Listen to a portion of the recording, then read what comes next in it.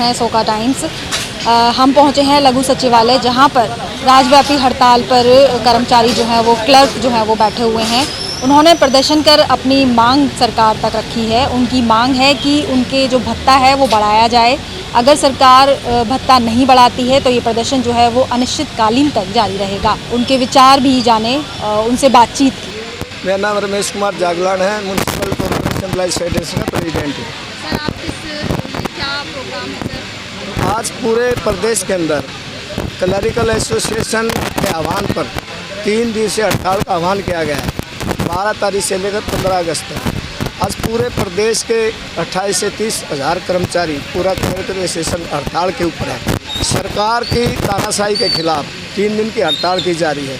पिछले 5 जुलाई से लेकर और 15 अगस्त 2023 तक 42 दिन का आंदोलन क्लरिकल एसोसिएशन ने किया, जिसके बाद पूर्व मुख्यमंत्री श्री मनोहर लाल खट्टर जी ने प्रतिनिधि मंडल के साथ बातचीत के जरिए एक कमेटी का गठन किया और उन्हें भरोसा और विश्वास दिलाया था कि आपका हक जायज़ है और आपकी मांगों पर सहानुभूति पर विचार करके कमेटी का गठन किया गया है।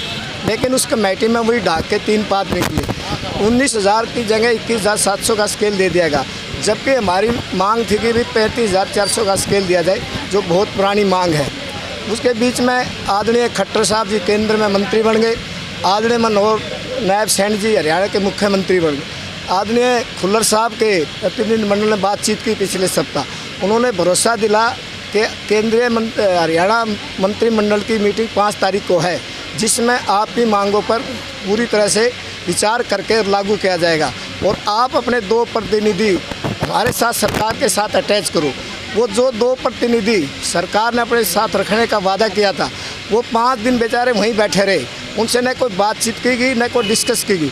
हरियाणा प्रदेश की सरकार ने धोखाधड़ी की, जो कि हमारा 28 जुलाई का पंचकूला के अंदर रैली करके और हरियाणा सरकार के मुख्यमंत्री के आवास का घेराव करने का इरादा था। हमने उसको स्थगित करके सरकार पर भरोसा और विश्वास किया, लेकिन सरकार ने हमारे ऊपर विश्वासघात किया और कठोराघात करने का काम किया है। अब केंद्रीय कमेटी ने निर्णय लिया कि 3 दिन की हड़ताल के बाद भी यदि सरकार नहीं मानती है, उससे आगे जो भी कठोर से कठोर कदम होगा उठाने का काम करेंगे। हमारी सरकार से और हरियाणा के मुख्यमंत्री से उन्हें अनुरोध है कि बातचीत के माध्यम से समाधान करके इन कर्मचारियों के मांगों पर विश्वास दिलाकर और उनको लागू करने का काम करें। धोखाधड़ी से काम चलने वाला नहीं है। यदि समय रहते नहीं चाहते तो हरियाणा सरकार को आने वाले समय में इसका खामियाजा भुगतना पड़ेगा।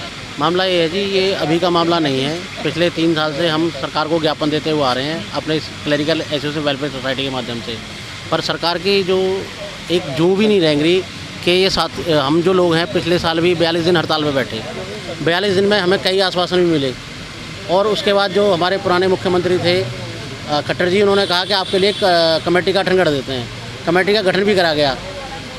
आलम ये है, उस कमेटी के गठन की रिपोर्ट सचिवालय से गायब कर दी गई है और जो पहले एक हमें 21,700 का जो दिया गया, जिसमें अभी तक किसी भी क्लर्क साथी को कोई फ़ायदा नहीं हुआ, वही कमेटी की रिपोर्ट जो गायब कर दी गई है 21,700 लागू कर दी गई हमारे ऊपर, जिसमें हमारा कोई फ़ायदा नहीं हुआ। उसके विरोध में हमने जींद में भी प्रदर्शन करा, करनाल में प्रदर्शन करा और 28 जुलाई को अभी हमें 28 जुलाई 2024 को पंचकुला में प्रदर्शन करना था। जो उनके सचिव हैं राजेश कुलर जी, उन्होंने कहा भाई आप ये स्थगित कर दो, आपकी जो भी मांग होगी मान ली जाएगी 5 तारीख तक।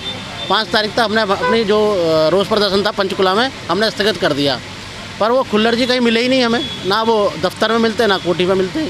आलम ये है कि हमें जो हमारी केंद्रीय कमेटी है, राज्य कमेटी है, उसके आह्वान पर हमें 3 दिन की हड़ताल 12, 13, 14 की हड़ताल करनी पड़ी है यहाँ पे। और ये मांगे नहीं मानी जाती, इसके बाद क्या करेंगे? 3 दिन बाद हम इसको अनिश्चितकाल की तरफ ले जाएंगे और या फिर पंचकुला में रोज़ प्रदर्शन करेंगे। और मैं आपके चैनल के माध्यम से सरकार को चेताना चाहता हूँ कि आप इस CAWS का एक नतीजा भुगत चुके हो। अभी आप हरियाणा में हाफ हुए हो, अब विधानसभा में साफ हो जाओगे अगर हमारी 35,400 की डिमांड नहीं मानी तो। मेरा नाम सुमन है सर। आज आप लोग हड़ताल में बैठे, किस बात को लेकर बैठे हैं? क्या चीज़? देखिए, हम अपने वेतनमान की वृद्धि के लिए जो हमारी मांग पिछले लंबे समय से चली आ रही है, हमारा जो हक है, हमारा बेसिक पे 35,400, हम उसके लिए यहाँ बैठे हैं। पिछले साल भी हमने लगातार 42 दिन हड़ताल की थी, लेकिन उस समय सरकार ने एक धोखे स्वरूप एक ऐसा पे स्केल हमारे सामने रख दिया, जैसे कहते हैं कि ऊँट के मुंह में जीरा। वो तो जीरा भी नहीं था, दूर से खुशबू से आई और वो चली गई। क्योंकि जितना उन्होंने हमें प्रपोजल दिया, जो हमारे लिए लेटर निकाला, वो एक्चुअली सबका जो न्यू अपॉइंटेड क्लर्क थे सबका उतना बेसिक पे हो चुका था। तो उसके लिए सरकार का विरोध करने के लिए हम लोग करनाल में इकट्ठे हुए थे। तो उस समय हमारे माननीय मुख्यमंत्री साहब ने कहा था कि ठीक है, आप लोगों का जो वेतन है वो बढ़ेगा, मैं उसको बढ़ाऊंगा, आप मुझे कुछ समय दें और इसके लिए मैं कमेटी बना रहा हूँ तो मैं आपका बढ़ाऊंगा। लेकिन उन्होंने अपने जो कहे अनुसार वादा किया उसके अनुसार भी उन्होंने कोई कार्य नहीं किया और उस पर कोई ध्यान नहीं दिया। फिर उसी के विरोध में हम लोग दोबारा पंचकुला में घेराव करने जा रहे थे। तब 28 तारीख को, तो 27 जुलाई को ही हमें सरकार ने बोला कि आप लोग ये घेराव मत करिए, रुक जाइए, आपको हम 5 तारीख तक अपनी तरफ से एक अच्छा प्रपोजल देंगे और आप अपने 2 साथियों को हमारे साथ डेप्यूट कर दें। तो हमने सरकार की बात मानकर हमने अपना वो विरोध प्रदर्शन स्थगित कर दिया। उसके बाद सरकार ने हमारी तरफ कोई ध्यान नहीं दिया। हमारे जो 2 साथी थे वो सरकारी दफ्तरों के वहाँ पे चंडीगढ़ में चक्कर काट के रह गए, उनसे कोई बातचीत नहीं करेगी और 5 तारीख तक हमें कोई उसके लिए प्रपोजल नहीं दिया गया और ना ही कोई हमारे लिए कमेटी बनाई, ना कोई बातचीत हुई। तो उसके ही विरोध में अब हम सरकार को दोबारा से चेतावनी हड़ताल पे बैठे हैं कि अगर सरकार नहीं जागी तो ये हड़ताल कंटिन्यू आगे भी चल सकती है, इसलिए हम हड़ताल पर बैठे हैं।